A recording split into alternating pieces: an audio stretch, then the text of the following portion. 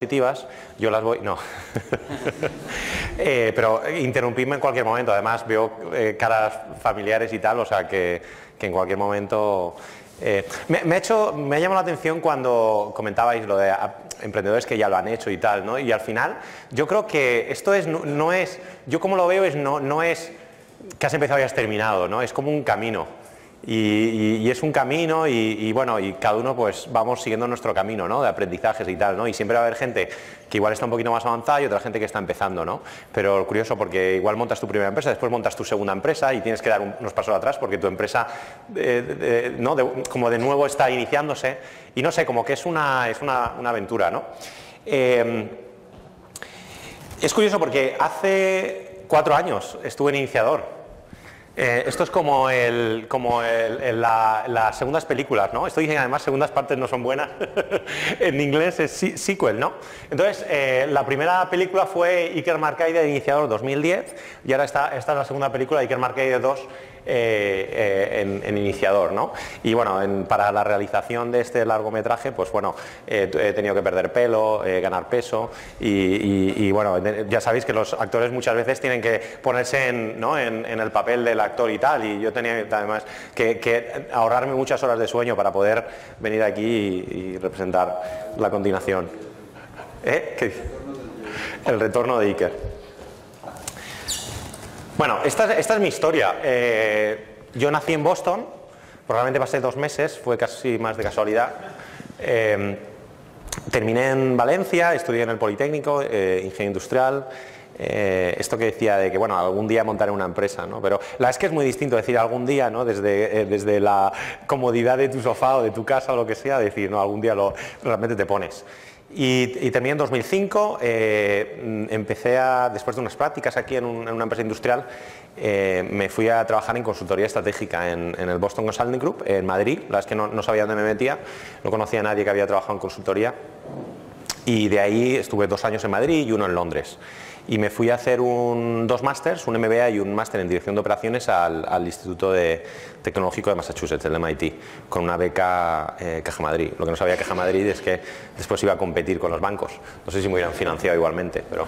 entonces nada, terminé en MIT y bueno, pues ves un poco el ambiente. Esto es 2010, ¿no? O sea, 2008 me aceptaron, o sea... Ahora que es bastante dinámico el mundo de emprendedores y tal, en esos años que no hace tanto, no era tanto, ¿no? O sea, que ha habido un crecimiento bastante grande. Y yo el ir ahí y un poco vivir, pues, compañeros que estaban lanzando cosas y tal, pues era estimulante. Y la verdad es que le di de vuelta a alguna idea que no funcionó. Y como que me costaba mucho explicarla y dije, guau, esto no sé si realmente es donde debería dedicar esfuerzo. Y después reconecté con la idea de peer transfer porque en el 2008 que tuve que hacer el pago de algunas tasas y tal, hice una transferencia y el dinero se me perdió. Entonces me iba arriba, me iba abajo con la universidad para ver dónde estaba el pago. Y en este proceso pues me di cuenta de todo el dinero que terminé pagando al banco, pues en comisiones y en tipos de cambio, ¿no? O sea, tú vas a tu banco, haces una transferencia y te clavan pues igual el 3% en el cambio de dólar-euro. Y dije, ostras, ¿y por qué las transferencias son así, ¿no? ¿Por qué hoy en día esto es así? Y entonces, bueno, pues un poco loco, ingenuo, dije, oye, ¿por qué no cambiar el mundo de las transferencias internacionales? Y yo no tenía ni idea de pagos, ¿eh? Si hubiera sabido un poco, pues igual me hubiera ahorrado unos cuantos quebraderos de cabeza. Y bueno, entonces empecé a darle vueltas a esto en 2008, cuando vine aquí en Navidades, y en 2009, como parte del máster que estaba haciendo, tenía que hacer unas prácticas y elegí el Bay Area, en California. Y bueno, pues por la mañana iba a la fábrica a trabajar lo que tenía que hacer y después por las tardes pues me iba a eventos y tal. Constituí la empresa, esto era en julio del 2009 y ya, bueno, empecé a dar revueltas tal, empecé un poco a darme contra la pared y decir, bueno, te piensas que tienes una idea que más grande que Google y piensas que con esto alguien te va a dar dinero y pronto te das cuenta que no, que necesitas un equipo, ¿no? Y después te das cuenta que no necesitas un equipo, necesitas un producto, y después no necesitas un producto, necesitas clientes. Y ya casi así pasa un año, ¿no?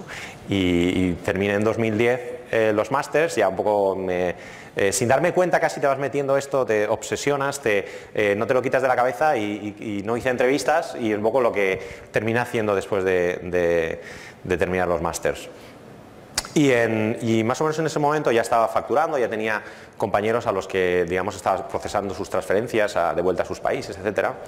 Y entonces participé en un concurso que se llamaba HIT en Barcelona, y ese era un concurso internacional donde distintas escuelas mandaban a sus emprendedores. Y sorprendentemente terminé ganando ese concurso, aunque pues, la empresa estaba en una fase muy inicial, ¿no? O sea, era yo y 4 clientes que había transaccionado, ¿no? Bueno, una película que vendía yo. Y a partir de ahí pues empezaron a hacer las cosas, volví a Estados Unidos y bueno, ya había tenido contacto con algunos inversores y cerramos una primera ronda con algunos angels de España, Valencia, Madrid, Barcelona, Estados Unidos, de la costa este, costa oeste. Eso fue una primera ronda de 1,3 millones. Y a partir de ahí pues fue un poco la aventura de crecimiento, ¿no? Decir, bueno, ahora tengo dinero en el banco, pero bueno, ¿ahora qué hago, no? Como ahora tengo las expectativas estas que he vendido, ahora la cosa se pone seria. Y empezamos a contratar gente, empezamos ostras, tenemos la pregunta de ¿realmente vamos a poder construir un negocio, ¿no? Porque inicialmente empecé con esta idea de transferencias internacionales y tal, o sea, de consumidores o individuos, pequeñas empresas mandando dinero por todo el mundo, y lo que me di cuenta es que, claro, yo estaba ayudando, inicialmente los primeros clientes eran compañeros míos del máster. Y entonces dije, esto de los estudiantes internacionales, la verdad es que es un caso de uso interesante. Entonces fui a sentarme con algunas universidades y les decía, oye, no sé si me podríais hacer el favor de alguna manera, ¿cómo podríais dar a conocer esto? Y me decían, hostia, esto de las transferencias internacionales, esto es un follón, porque pues MIT, tenemos 5.000 estudiantes internacionales, la mitad vienen o de India o de China, y los que vienen de China, 3/4 son o Li o Wang, de apellido, y encima no sabes a veces si es el padre, el abuelo o la madre o el hijo el que está haciendo la transferencia. Con lo cual, a la hora de reconciliar todo eso, pues es un follón. Que es un poco lo que en mi caso me pasó, ¿no? Y entonces dijeron, oye, pues si haces algo al respecto, pues estaríamos dispuestos a escuchar. Y dije yo, ostras, pues, ¿y por qué no darle la vuelta al negocio? Oye, en vez de vender a los consumidores al cliente final, ¿por qué no vendemos a la universidad? Le creamos una solución. O sea, casi más un B2C, casi un B2B2C. Es decir, nosotros adquirimos la universidad y la universidad trae al estudiante. Y claro, eso reducía el coste de adquisición de manera dramática, ¿no? Adquieres una universidad con 5.000 estudiantes y después creaba la confianza que era crítica cuando alguien te está dando $40.000, ¿no? Entonces, ¿quién eres tú para darte $40.000? Y esto es curioso porque cerramos, estamos un poco en esas discusiones cuando cerramos nuestra primera ronda de financiación. Y la primera ronda casi fue más con la venta de, oye, el sector de las transferencias está roto, hay que solucionarlo. Pero al mes o así de cerrar la ronda, les dije a los inversores, oye, ¿sabéis qué? Vamos a parar todos los clientes que tenemos.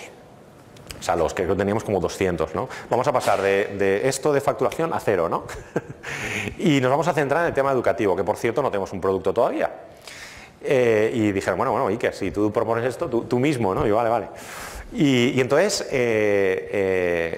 nos centramos, o sea, fue un poco el pivot este grande, decir, mira, en vez de una cosa totalmente horizontal de a quien sea, vamos a centrarnos en un vertical, que es educación. Claro, pero un vertical que mueve pues 50.000 millones al año.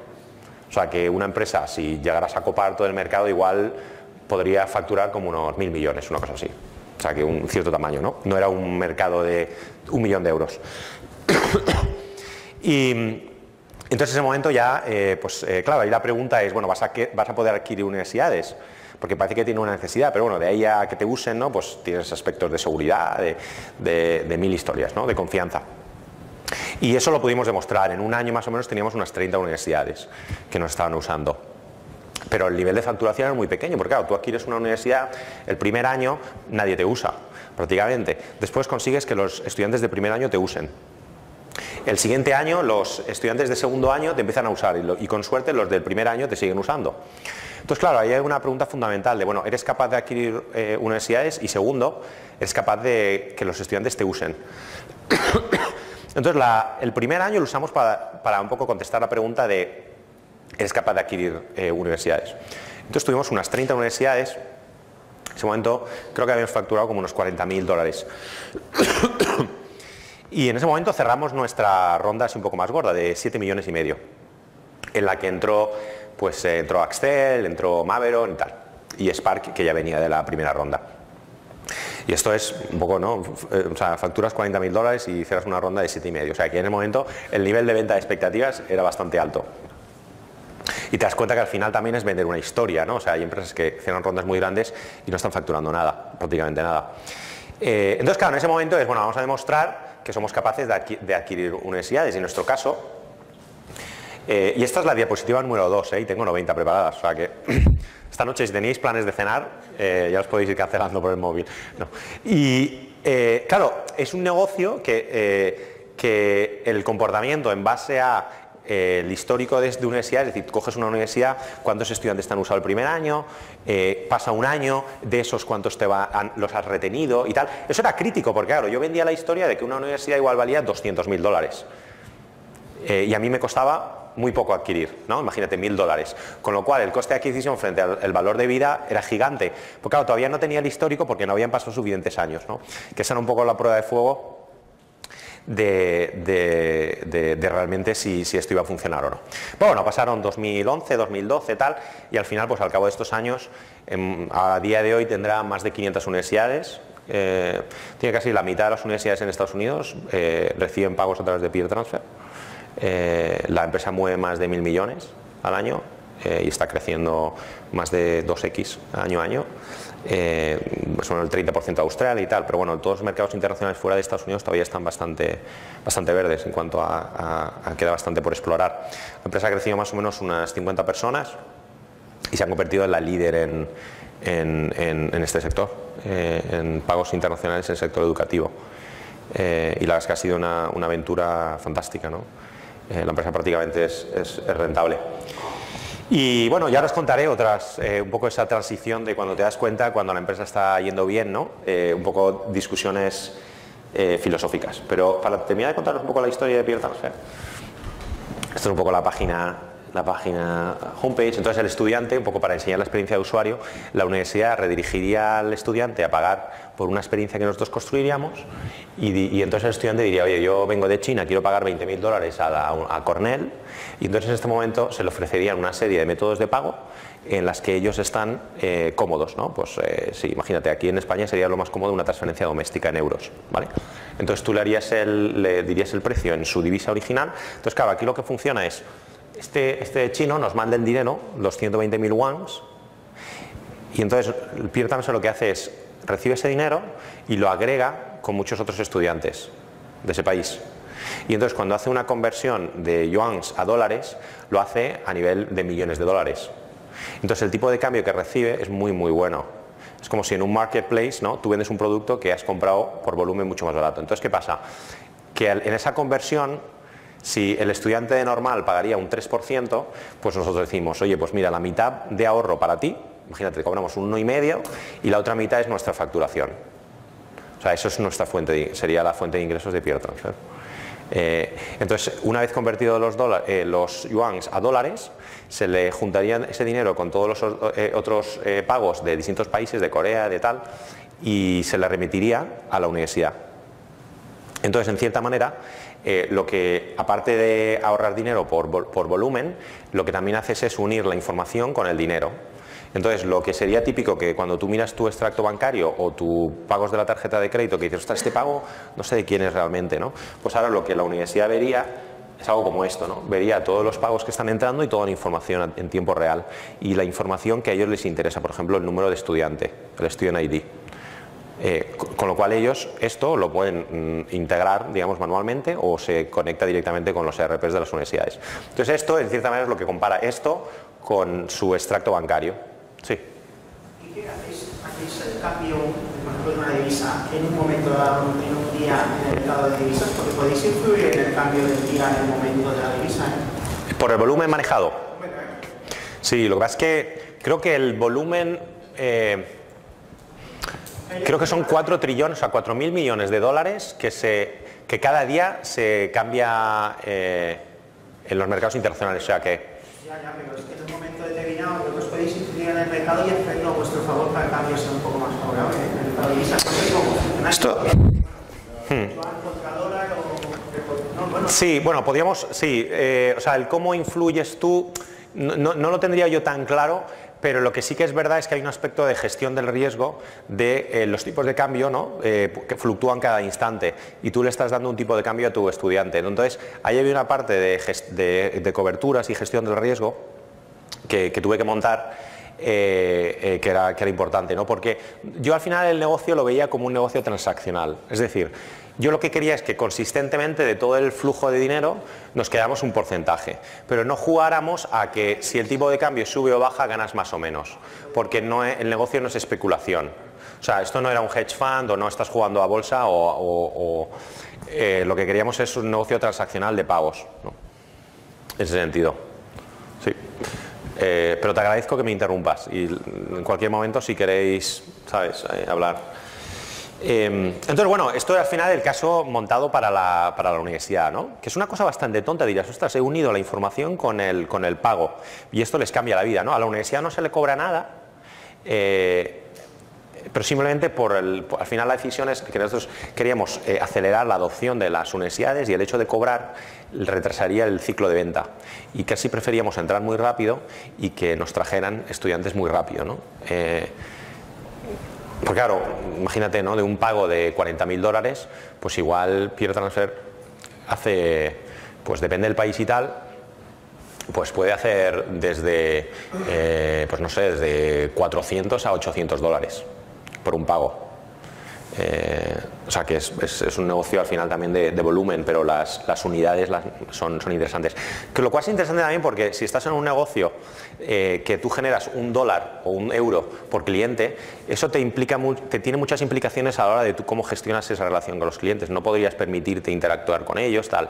En este caso, como estás generando mucho más dinero, te puedes permitir procesos más manuales, etcétera, ¿no? Y lo que nos dimos cuenta en el crecimiento es que lo que inicialmente pensamos que la propuesta de valor fundamental para el estudiante, que era el coste, el ahorro del dinero, nos dimos cuenta que había mucho más. Una vez montamos unos focus groups en la oficina en Boston y vino una chica china y dijo, yo no me puedo quedar, pero simplemente os venía a decir que os quiero, o sea, I love you. Y entonces, ¿cómo que nosotros somos quien te procesamos los pagos? ¿Cómo vas a querer tú esto, no? Y nos dimos cuenta que hay mucho más detrás, ¿no?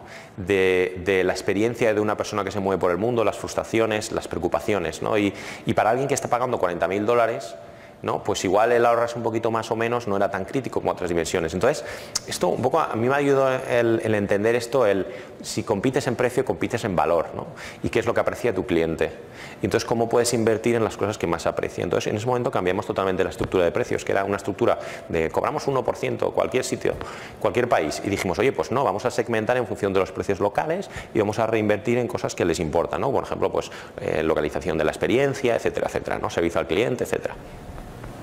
Y en este caso también el hecho de, por ejemplo, clientes te llamaban y te preguntaban, lo que muchas empresas podría ser como, ya me están llamando, esto supone coste y esfuerzo y tal, en nuestro caso era casi hasta bueno, porque nuestro equipo de servicio al cliente casi era más un equipo de conversión de interés, ¿no? Conversión de leads, gente que te llama, que te dice, oye, explícame cómo funciona esto. Y claro, por el valor unitario de la transacción te compensaba coger y explicarle y que al final hicieran la transacción, ¿no? ¿Alguna pregunta? Una pregunta. ¿No habéis tenido trabas legales? Sí. Es una de las dudas que estaba pensando. Una de las motivaciones también a la hora de centrarme en el sector educativo es un negocio muy, muy regulado. Y esto es curioso porque yo hablaba con un amigo que es emprendedor que está en un negocio nada regulado y me decía, joder, que yo la próxima que monte es en un negocio regulado, porque es que todos los días en TechCrunch sale alguien y me dicen que si es competidor, que si tal. Y yo le decía, joder, pues yo lo haría al revés, porque estoy harto de un negocio regulado, prevención de blanqueo, licencias y historias, pero también es una barrera de entrada. Entonces, el hecho de centrarlo en un caso de uso de bajo riesgo también simplificó mucho todos esos aspectos. Pero sí, o sea, al final recibe paso. No hay problemas cuando las transacciones son para la compra de un producto. Digamos, el riesgo de blanqueo de capitales es mucho menor. El riesgo de blanqueo de capitales es menor y tú tendrías que montar unos procesos de acuerdo a tu nivel de riesgo. Y también cuando estás pagando por un servicio, comprando un servicio, es distinto de que si yo mando dinero a uno. O sea, por lo menos hay una justificación de caso de uso, ¿no? Detrás. Entonces, esto tenía ciertas implicaciones que, sobre todo lanzando desde Estados Unidos, simplificaba mucho, ¿no? Desde Estados Unidos se supone que es es más sencillo. No, es más complicado, por eso es que yo elegí bien el tema de estudiantes en Boston, pero elegí mal el país para lanzarlo. Esto la manera mejor hubiera sido lanzarla desde Europa y después nos sacamos la licencia de pagos desde el Reino Unido y tal, pero ya estábamos ahí y bueno, el mercado educativo al final Estados Unidos era el mercado, ¿no? Pero también yo creo que fue una lección de, ostras, ¿cuál es el camino de menos resistencia, por lo menos para demostrar inicialmente que puede funcionar? Es decir, si yo no hubiera conseguido montar una ronda de financiación como la monté y tal, probablemente lo que hubiera pasado es yo me hubiera venido a Europa, hubiera montado esto con la licencia de pagos desde el Reino Unido, que era menos capital, hubiera validado y igual me hubiera llevado a poder cerrar una ronda. ¿Cuánto tiempo pasó desde que empiezas tú solo, construís el primer equipo y la primera ronda? Sí, pues mira, yo cuando primero constituí la empresa dije, esto de ir a levantar dinero sin un equipo, ¿no? Parece como me decían, no, tiene que haber un equipo. Entonces, yo me he cogido dos tíos que sobre el papel quedaban genial, ¿no? Al final no funcionaron. Entonces empecé a subcontratar. Dije, mira, yo subcontrato hasta que más o menos consigo, soy honesto conmigo mismo de cuánto dinero puedo meter en esto, voy a empezar a subcontratar, etcétera. Entonces a partir de ahí empecé a subcontratar, ¿no? Y cerramos la ronda con un equipo totalmente externo. O sea, era yo y un par de consultores y un par de desarrolladores aquí en Valencia que me ayudaron.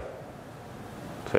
¿Y cómo has hecho los márgenes de repartición para conseguir inversión? ¿Cómo has digamos, negociado con las empresas que te han aportado capital? Sí, bueno, la respuesta genérica sería el mercado determina el precio de entrada de los inversores, ¿no? También es verdad que en función de la fase de la empresa, etcétera, pues hay unos rangos que serían normales. La primera ronda, la de 1,3, yo la estructuré como nota convertible, en la que no negocié ningún tipo de valoración y después ese dinero convertía un cierto descuento en la siguiente ronda.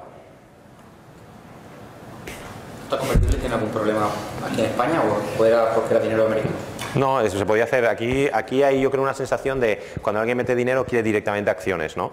Yo creo que no es necesario, ¿no? Se puede estructurar una de... Bueno, al final son distintas opciones, ¿no? Yo ahora sí no entras en la discusión de valoración, etcétera. Y a mí me funciona en el sentido de que cuando yo convertí esta nota en acciones, la empresa ya valía más, con lo cual en cierta manera jugó a mi favor. Es más justo para todos al final.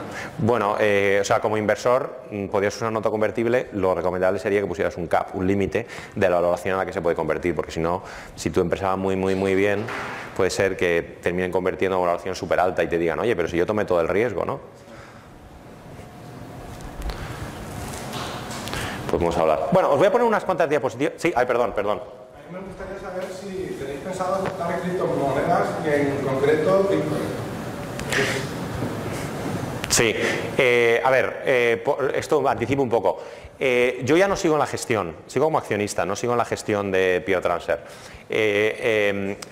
Mientras yo estaba liderando la empresa sí que tuvimos cierto interés de gente que nos preguntaba, no sé... creo nada, no se solidificó nada.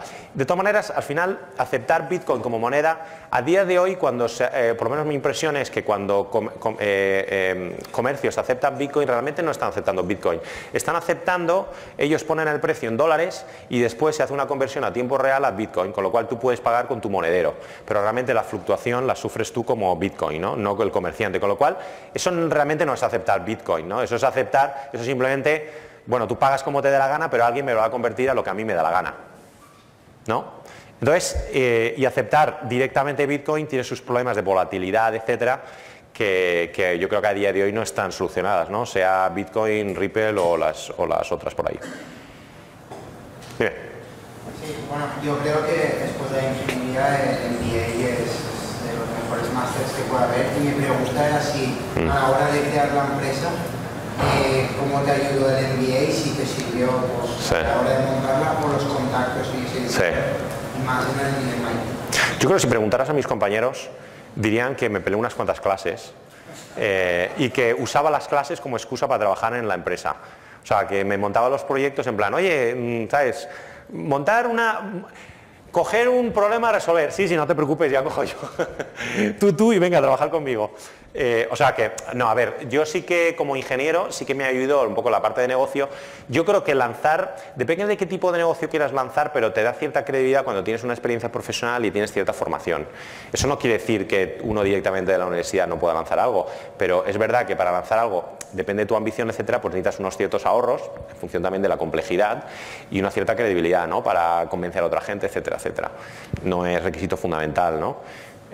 También es verdad que en función de donde te pilla en el ciclo de vida, pues incluso más experiencia a veces juega en tu contra, ¿no? Porque ya no tienes apetito por saltar, ya tienes 2 hijos, ya no puedes trabajar, no puedes vivir comiendo sopas y fideos y trabajando 18 horas al día, ¿no?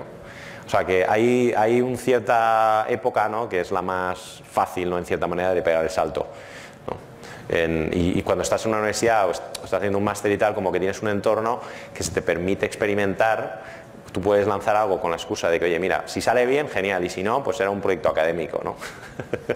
Y lo puedes explicar como tal, que es un poco distinto a si tienes un trabajo que estás como explícitamente renunciando a unos ciertos ingresos, ¿no? O sea que en ese sentido, bueno.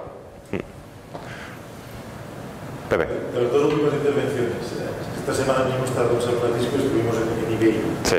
La misma pregunta del Bitcoin, porque están trabajando en, sí. en hacer pagos con el teléfono, con cualquier restaurantes, sí. Tiendas, etcétera y tal. Y el Bitcoin va por lo que tú has dicho. Bitcoin, pero seguramente en este momento cuál es la cantidad. Y no quisiera hablar mucho de Bitcoin. Desde eBay que ha comprado PayPal. Y respecto a la última intervención, tanto cuando he hablado contigo como Mañaki, Berenguero o otra gente, sí que al ir allí, no sé, notáis algo como si por algo habéis sido elegidos para hacer algo grande. Eso es así, no es así, más que lo que os dan en sí de conocimiento, ¿no? Y el entorno, ¿no? Vale. Evidentemente, tú tienes una semilla, ¿no? Y necesitas un cierto entorno para florecer, ¿no? Para transformarse en algo. Yo creo que eso no necesariamente tiene que pasar en Estados Unidos.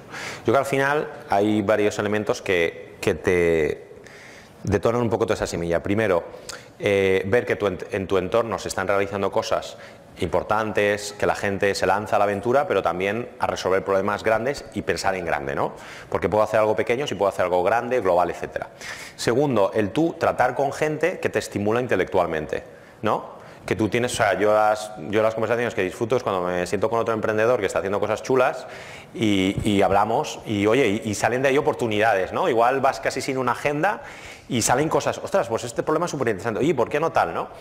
Y eso te estimula, ¿no? Y esto es lo que ves muchas veces pues en University Avenue en Palo Alto, pues la gente sentándose. Eso no quiere decir que no puede pasar aquí. Y es más, yo esto del sentirnos acomplejados de, ostras, es que es desvalencia, pues no pasa nada. Yo tengo conversaciones aquí también súper interesantes y me encuentro con gente que está haciendo cosas súper brillantes, ¿vale? O sea, no creo que sea fundamental el irte. Más cuando está pasando toda esta actividad aquí, ¿no? Eso es un poco la reflexión. O sea, yo creo que aquí también se pueden crear entornos que te motiven, que te animen, etcétera, ¿no? Y después, bueno, pues ya empezamos a hablar de, bueno, no eres tú, sino el equipo que montas, acceso a talento, acceso a advisors, a gente que te pueda apoyar, etcétera, etcétera, ¿no? Relaciones con empresas para saber qué es lo que a ellos les inquieta, que tú puedas construir alrededor de ello, etcétera, etcétera, ¿no? Entonces, yo creo que se puede lanzar desde aquí, pero siendo conscientes de que estamos en un entorno globalizado, conectado.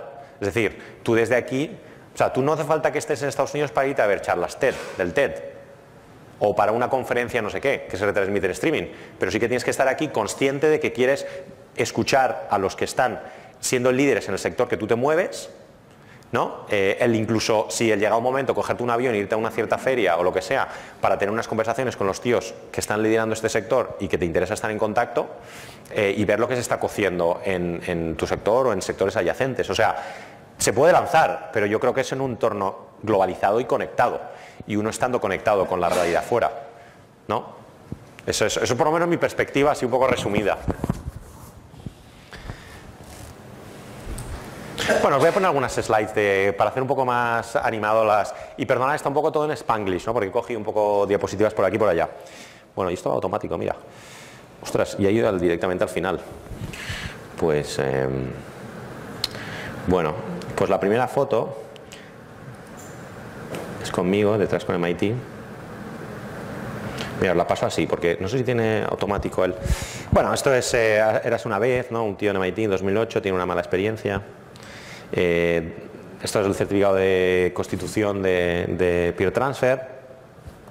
Bueno, yo pedí un préstamo por si no me financiaba Caja Madrid, y usé el préstamo para financiar peer transfer. Todo quedó en familia. Esto es un poco el inicio, no sé si habéis estado en Boston, o sea, es bastante crudo esto de salirse, ¿no? Después, esto hablamos de quedar y tener conversaciones, Ya me dirás aquí en la Malborrosa comparado a esto, pero bueno, como empiezas, nada, es fácil, ¿no? O sea, sin dinero, sin gente, tienes que hacerlo tú todo, sin clientes, preguntas, iterando. Pero bueno, es que esto es un esfuerzo en familia, y apoyo en tu familia es crítico, ¿no? Aquí es mi mujer, que alguno lo conocéis. En el plan del 100K de MIT, que nos fue bastante bien. Está la primera web, ¿no? Con un poco el enfoque amplio de International Money Transfer and Payments, donde, oye, tú quieres mandar dinero del país A al país B, y otro tío quiere mandarlo del país B al país A. Y por cierto, por eso viene lo de peer transfer. Esto es lo típico de tienes que constituir una empresa, lo montas con lo que en ese momento la empresa, pero después pivotas. Y de ostras, ¿cambio el nombre o no cambio el nombre? Porque peer transfer con estudiantes ya me diréis que tiene que ver. Tenía que ser yo EduTransfer igual, tener margen de maniobra. Y encima, dado que has levantado dinero y tal, ya hay suficientemente gente que va a velar por el interés de que la empresa vaya bien, los accionistas, los inversores, etcétera, etcétera. Y entonces se junta con eso que estoy en todos los sitios menos en Valencia, donde acaba de nacer mi primer hijo. Y dije, aquí algo no cuadra, ¿no? Aquí algo no cuadra. Y entonces en ese momento fue un poco lo que propuse al consejo, que uno de mi director de desarrollo de negocio fuera el CEO, con el objetivo de ir desvinculándome. Y al final yo siempre he tenido muy claro de que como emprendedor no quería ser el cuello de botella de mi propia empresa. Y esto es una discusión filosófica, ¿no? Al final hay gente que, ostras, yo quiero sentirme que yo soy el que está liderando algo, o el que yo estoy teniendo el impacto. Para mí era más de, yo quiero que este problema se resuelva en el mundo, ¿vale? Y la empresa va bien, yo tengo un buen cacho de la empresa, cruzo los dedos para que esto vaya bien para todo el mundo, casi todo el patrimonio lo tengo metido en la empresa y ya está, ¿no? Y entonces en ese momento tuve un poco esta reflexión, ¿no? No sé si tiene sentido. Esto puede dar mucho para hablar. Depende, ¿no? Pero ¿cuántos de vosotros cuando vuestra empresa vaya bien dirías, oye, pues ¿sabes qué? La empresa va bien, hay un equipo tal, oye, ¿sabes qué? Que ya no sigo.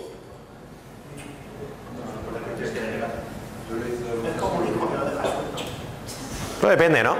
Entonces, voy a poner el...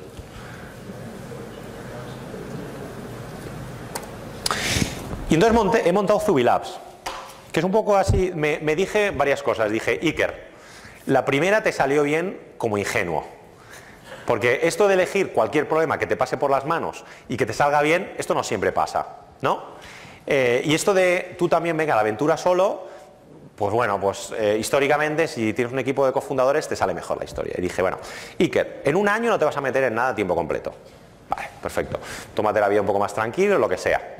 Y vas a ganar un poco perspectiva. Al final hay muchas cosas que a mí me han frustrado y veo como problemas también grandes del mundo, ¿no? Entonces, ya igual, si dijera, voy a montar una empresa de pagos, pues no sería en el sector educativo, es quiero revolucionar el sector de no sé qué, o quiero hacer la vida más fácil para no sé qué, pero como definido muy amplio, muy grande, ¿no? En plan, ¿cuáles son los problemas? Esa ambición global de algo, no en España, oye, algo global que realmente pueda transformar la vida de todos nosotros. ¿Vale? Vamos a empezar con eso. Y a montar un equipo que realmente pueda ejecutar eso. Igual ni soy yo el CEO, tampoco me importa, ¿vale? Entonces empecé a pensar, bueno, ¿cómo son temáticas que me interesan, ¿no? Y dije, bueno, pues el tagline va a ser algo como co-founding, advising and investing in companies that make the world better.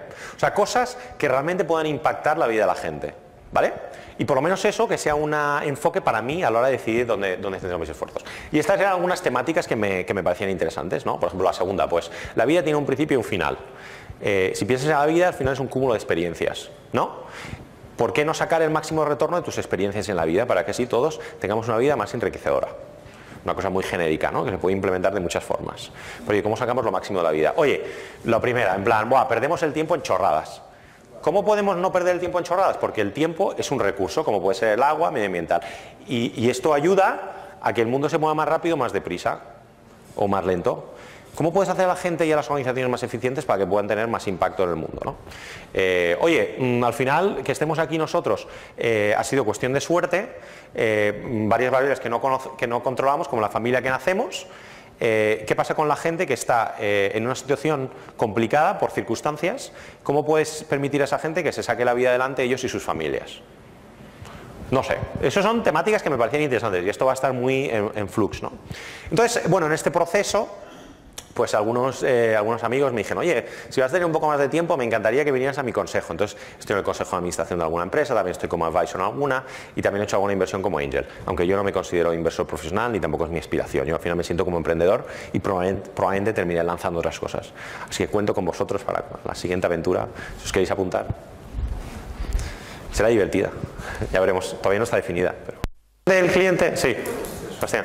El cliente podría ser el constructor o el de urbanismo y la solución podría ser que tuvieran unos estándares de altura del puente, del tipo de carretera y la propuesta de valor que a estos estándares de altura del puente pues no tuvieran problemas. Vale, o sea, tú defines cliente, el administrativo, el gestor, el ayuntamiento, lo que sea. El problema es, tienes gente que se te va a quedar atascada, vamos a solucionar esto, ¿no? O sea, ya casi en el negocio de las smart cities, ¿no? Para prevenir dump drivers. Yo pienso, el cliente es el destinatario del paquete. Sí. Creo que el problema lo tiene la empresa de transportes, creo que debería adaptarse a la ciudad, digamos. Sí. Entonces yo pondría, pues, la solución sería camiones más pequeños que pudieran circular por la ciudad y que se adaptaran al medio. Vale. Sí, esto inspira, ¿eh? A que inspira, ¿eh? A que mola. Sería eso, lo que pasa es que con drones es ecológico, la propuesta de valor sería ecológico. Propuesta ecológico, vale. Para mí el cliente es el fabricante del camión. Vale. Y lo que le propondría es un sistema como para que pueda detectar si puede pasar en determinados lugares. Y que se pare automáticamente, en plan, como hacen los trenes, en plan. Que avise.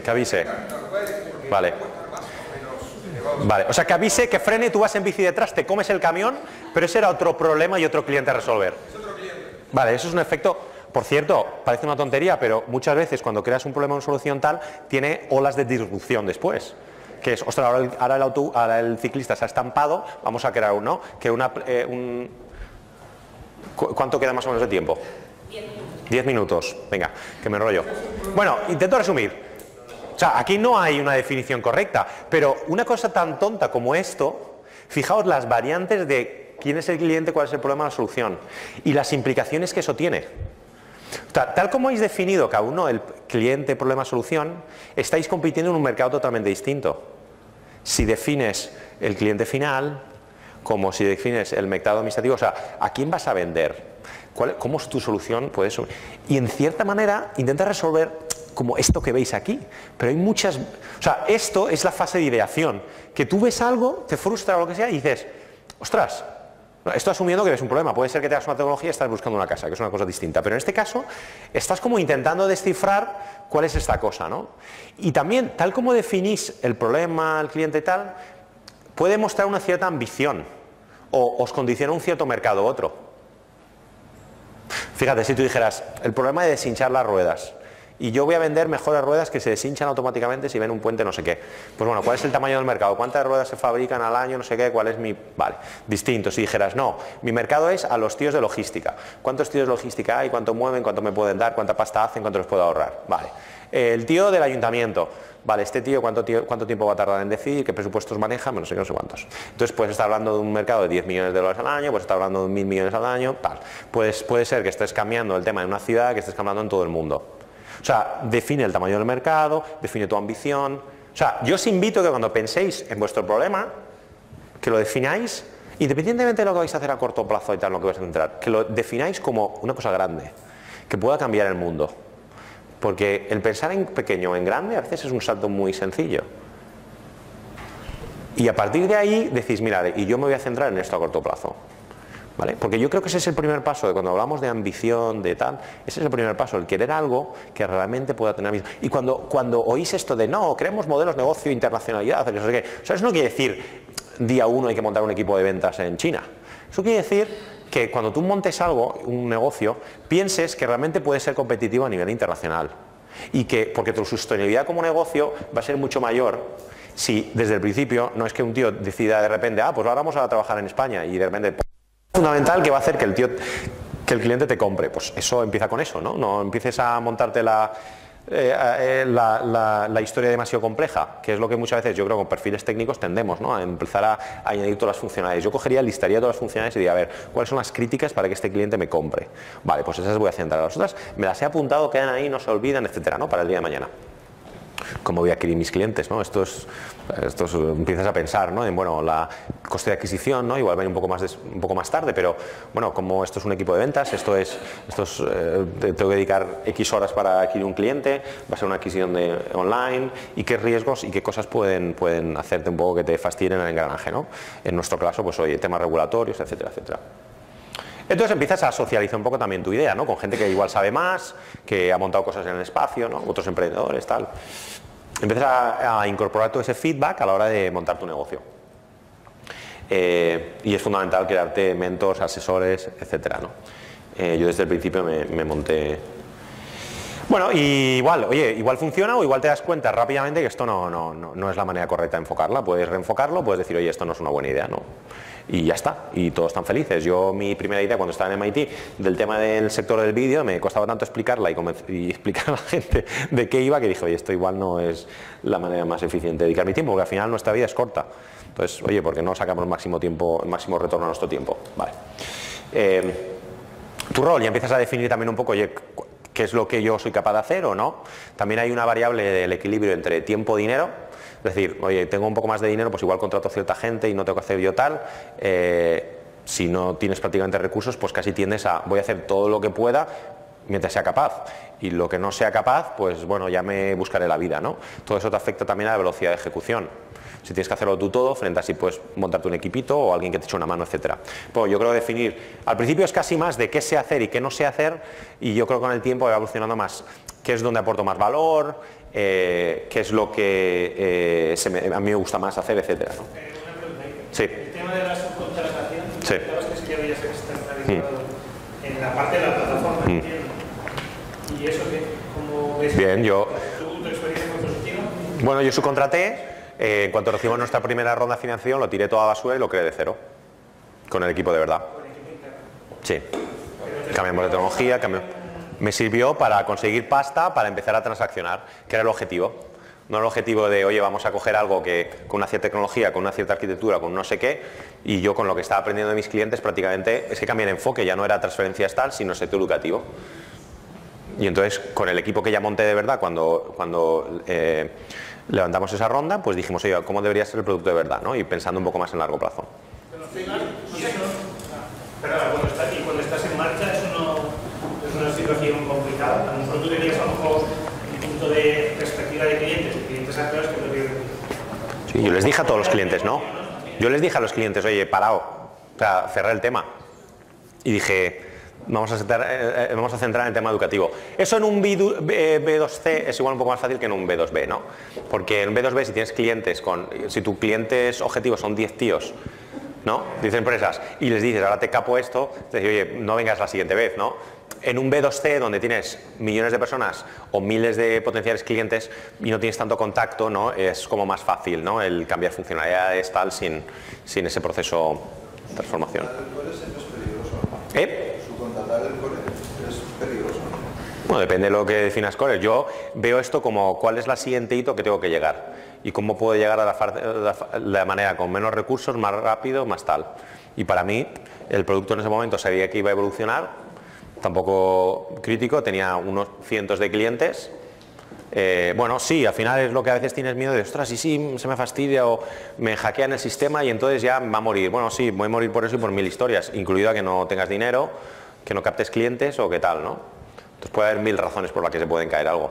Gratis, ¿no? Al final yo creo que es una reflexión propia de, oye, ¿quiero montar algo y tener control o quiero tener el máximo impacto? Igual si máximo impacto igual va ligado a, oye, mira, igual no voy a tener yo el control de la empresa y quiero algo que valga mucho pero lo tengo yo todo y me siento cómodo, o algo que valga todavía más y tengo una parte. Eso es una reflexión muy personal, ¿no? Oye, ¿es mi modelo potencialmente invertible o no? Eso también no todos los modelos son invertibles. ¿Qué tipo de vida quiero llevar, no? Estas son muchas reflexiones que... Bueno, al final yo creo que esto de centrarse, ¿no?, y ejecutar, o sea, puedes hacer 1000 historias, pero en las fases iniciales tienes que tener súper claro en hacer lo mínimo, lo más concreto, ejecutar, llegar a la siguiente fase y después ahí habrá otra batalla que pelear. No puedes pensar en las 50 cosas que me quedan por hacer, ¿no? Tienes que centrarte en paso a paso. Bueno, es humilde porque siempre estás vendiendo, ¿no? Sacrificado, dedicado, evidentemente, y arriesgado porque estás no solo jugando tu dinero, también tu carrera profesional en cierta manera, ¿no? Pero merece la pena. Sí que diría que esto de emprender tampoco es, ostras, estoy aquí súper motivado, cojo, hipoteco mi casa y me lanzo, ¿no? O sea, esto todo tiene su proceso, es decir, va fase a fase, ¿no? Oye, mira, pues primero, oye, voy a socializar el tema este. O sea, que yo creo que todo un poco con dosis de sensatez, ¿no? Bueno, esta es la slide de crecimiento para los que os gustaba la mano de la derecha, la puerta de la derecha. Bueno, preguntas rápidas, o sea, esto pasó muy rápido. Cuando empiezas a crecer ya, ¿no? Y empiezas a ya hablar de segundas rondas, tal, ya te empiezas a plantear un poco en plan, bueno, al principio hacía yo todo como fundador, menos lo que no tenía ni idea. Yo en mi caso sabía hacer de todo menos programar y dije, yo puedo hacer todo menos programar, ¿no? Incluso la contabilidad. Llegó después la directora financiera y dijo, sin decirlo así, y que has hecho una contabilidad que es una mierda, pero no pasa nada, se limpia todo, se hace y ya está, no hay problema, no está. Vale. Entonces ya llega un punto que tienes un cierto tamaño y empiezas a pensar, ostras, ¿cómo aporto yo valor dentro de la organización? ¿Cuál es mi rol dentro de esta organización, ¿no? Igual es la financiación, el equipo, el producto, y ya empieza a verse un poco perfiles de lo que es el CEO, ¿no? Oye, es un CEO de producto, es un CEO de comercial, es un CEO tal, tecnológico. Ya empiezas a pensar en crear equipos directivos, ¿no? Más autónomos, tal, ¿no? Y eso conlleva sus dinámicas de, bueno, cuáles son las formas adecuadas para este equipo de coordinar los esfuerzos, fijar objetivos, etcétera, etcétera, ¿no? Ya empiezan las segundas rondas de inversión, potencialmente, si habéis cogido ese camino, y ya es otro juego, ¿no? No es vender esto va a ser la bomba, sino es, mira, esto es lo que he conseguido, porque evidentemente con distintas rondas de financiación la evaluación va subiendo y se te va exigiendo ciertas cosas. No es, buah, ya he cerrado la primera ronda, las demás son fáciles. No, es que cuando llegues a la siguiente ronda se van a exigir ciertas cosas, y si no estás en el momento en tal que has demostrado eso, pues igual no la cierras y cierras el chiringuito, porque que encima en ese momento ya además ya arrastras un equipo, una nóminas, etcétera, ¿no? O sea, las cosas no solo se caen al principio, sino se pueden caer sobre el camino. Ya empieza también un poco aspecto de gobierno corporativo, sobre todo si tienes inversores, el consejo, los roles, etcétera, etcétera. También tus socios, proveedores, puede ser que empiecen a tomar un carácter más estratégico, ¿no? Porque al principio es, bueno, el tema es captar unos clientes, pero claro, después ya te empiezan a preocupar, bueno, ¿y cómo protejo lo que tengo? ¿Cómo protejo, ostras, si tengo un socio y un competidor también atacando a ese socio, ¿cómo manejo esta relación, no? ¿Cómo hago para que se trabaje para mí? Porque igual sin ese socio mi empresa no puede funcionar tan bien. Entonces ya empiezan a cambiar un poco relaciones a largo plazo estratégicas, ¿no? Ya empiezas igual a pensar en la expansión internacional, que esto parece muy bien en papel, pero claro, bueno, ¿y quién se va a no sé qué país? ¿Y cómo validas que en ese país tiene sentido, no? ¿Y cómo ejecuto la estrategia ahí? Oye, ¿y mando a alguien? ¿Tengo un country manager? ¿Voy yo? ¿Esto cómo se hace, no? ¿Cuál es la manera igual barata de probar esto? ¿Lo hago yo? ¿Hay un partner? ¿O cómo lo hago así? Y después ya procesos internos, ¿no? de toma de decisiones. Oye, ya empieza un poco a surgir la cultura, la forma de tomar decisiones, ¿no? Esto es democrático, esto no, esto lo digo yo porque es así, etcétera, etcétera, ¿no? Como cuando empieza a crecer el equipo también mantienes un poco esa innovación, ¿no? La cercanía con el cliente, y sigues siendo competitivo y relevante en el sector. Y cómo empiezas a crear procesos, igual estándares, que son útiles cuando igual ya empieza a tener 50, 100 empleados, pero que tampoco quieres que sea burocracia, ¿no? Claro, ya empiezan las cosas a complicarse, ¿no? En plan, oye, ¿cuál es o sea, chorradas, tonterías como, bueno, ¿y cuál es la política de viajes? Aquí cada uno se contrata sus viajes y ya está, o oye, pues centralizamos esto un poco. Y oye, pues este es el tipo de, oye, y además no sé quién te lo tiene que contratar para que la factura vaya a nombre de la empresa. O sea, tonterías así, ¿no? Pero cuando ya empiezas a ver ¿no? decenas o cientos de personas, ciertas cosas así que tampoco quieres que quiten agilidad a la organización, empiecen a tener un poco más de relevancia, ¿no? O bueno, o viene un nuevo empleado, ¿no? ¿Cuál es el onboarding? O sea, ¿cuál es la forma en la que esta persona se va a poner al día y va a poder dar el máximo rendimiento lo antes posible? O, oye, ¿cómo reclutamos a alguien? Joder, porque es cuando tienes que reclutar a una persona, pero si tienes que reclutar a 20 personas en un trimestre, ostras, pues ¿quién lo hace? ¿Cómo se hace? ¿Quién lo va a entrevistar? ¿No? Entonces ya igual empiezas a mirar herramientas de gestión de currículums o cosas así. Entonces hay una parte de herramientas de sistemas internos y parte de procesos.